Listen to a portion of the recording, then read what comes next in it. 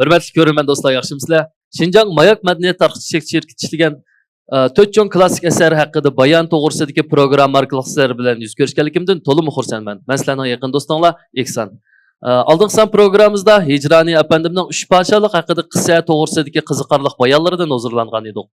Bu san programmamizda Subuyda haqidagi qiziqarli bayonlarida yana qanday qiziqarli voqealiklarni bizga bayon qilib berdi.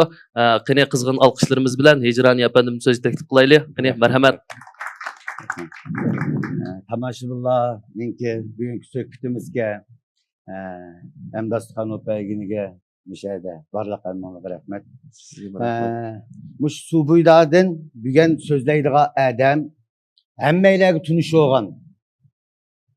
Mush 108 palvonning ichida masalan Subuyda mundaq bir gap bor. Mashang Lingchong Masha Wusong degan. Ot ustida Lingchong, piyodalar ichida Wusong degan. Demak, Wusong degan so'zlamoqchi bo'lgan shu obraz naiti hammalarga tunishli bir obraz. Bizningki shu mamlakatimizga hozir dongliq taklifchilardan Yanxongda apandi shu Wusong ustida taklif yurganda mundaq tasvirlaydi. So'g'uqqon, rahimsiz Wusong qandoq barliq kelgan degan bir temada bir darslik so'zlagan.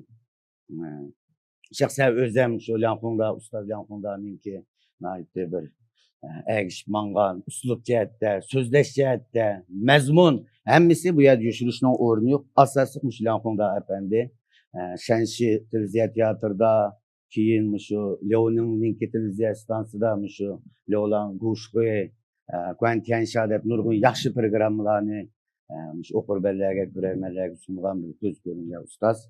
Endi o'zimizga kelsak, Akramjon.